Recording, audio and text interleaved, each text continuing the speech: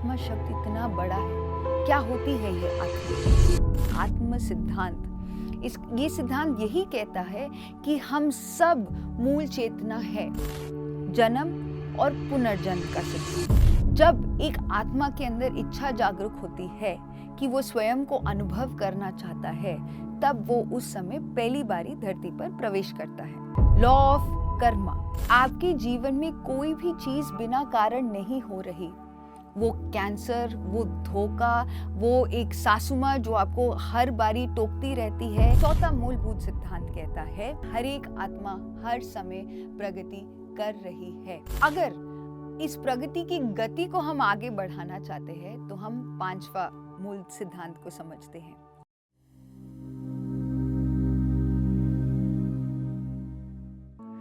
सबसे पहला सिद्धांत आत्मा का सिद्धांत, यानी कि हम सब मूल चेतना ही है। हम ये शरीर, मन, बुद्धि नहीं, हम एक आत्मिक चेतना है। चेतना यानी कि ये जागरूकता कि हर चीज है, उसके होने का प्रमाण के प्रति जागरूक होना ही चेतना है। बहुत सारे लोग आजकल हमें पूछ रहे हैं कि ये आत्मा शब्द इतना बड़ा है, क्या होती है ये आत्मा?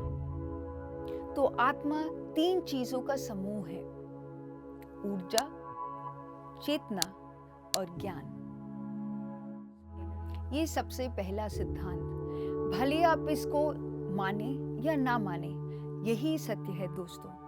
हम ये शरीर और मन का जो समूह है, जो हमारे जीवन में हर एक परिस्थिति हम अपने जीवन में अनुभव कर रहे हैं, ये वास्तविकता नहीं है।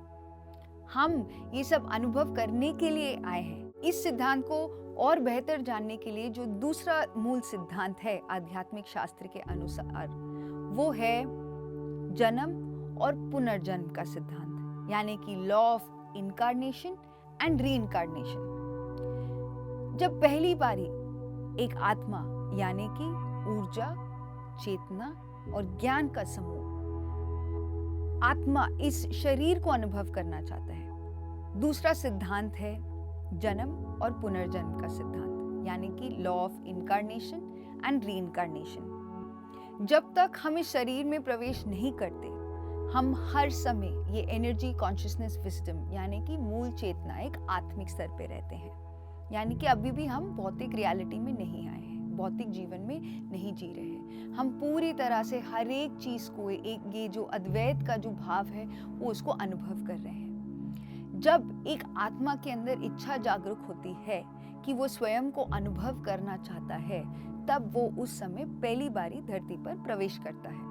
अब जब बार बारी इस धरती के हर एक अनुभव को पूर्ण करने के लिए जब आत्मा बार बारी इस धरती पे फिर से अवतरित होती है, फिर से पैदा होती है एक शरीर के माध्यम से, इसको पुनर्जन्म कहते हैं। सो जो दूसरा सिद्धांत है वो यह कहता है आध्यात्मिक शास्त्र के अनुसार कि एक आत्मा अनेक अनेक अनेक जन्म लेती रहती है।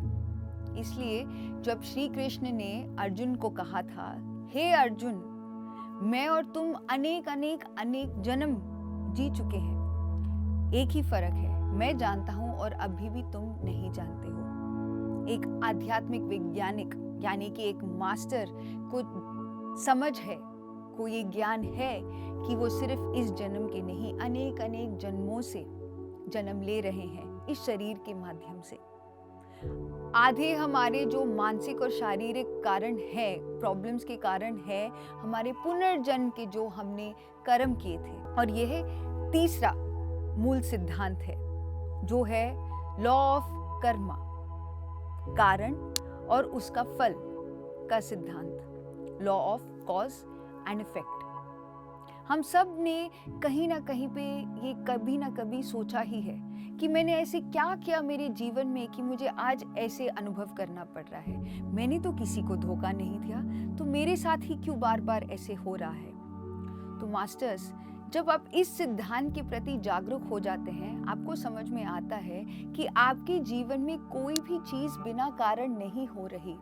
वो कैंसर, वो धोखा, वो एक सासू माँ जो आपको हर बारी टोकती रहती है, या वो रिलेटिव जो हर बारी आपको धोखा देता रहता है, उसके पीछे एक बहुत बड़ा कारण है। और कारण क्या है दोस्तों? किसी ना किसी पुनर्जन्म में उसका कोई कारण होगा, तभी आज आप उसका फल भुगत रहे हो, फल अनुभव कर रहे हो। भुगतना तो एक आध्यात्मिक शास्त्र शब्द नहीं है। भुगतते तो तब है जब हम अज्ञान में जीते हैं और हम समझते हैं कि परिस्थितियां बस हो रही हैं हमारे साथ। एक असली मास्टर जानता है कि जो भी उनके जीवन में घटना घट रही है, उन्होंने खुद स्वयं अपने कर्मों के माध्यम से अपने जीवन में उन्होंने वो सिचुएशंस को क्रिएट किया है, सृष्टि की है उनकी। तो तीसरा जो मूलभूत सिद्धांत कहता है, वो कहता है कि आत्मा जब शरीर के अंदर प्रवेश करती है, अनेक अनेक कर्मों के माध्यम से उनका फल भोगती है, अनुभव करती है। चौथा मूलभूत सिद्धांत कहता है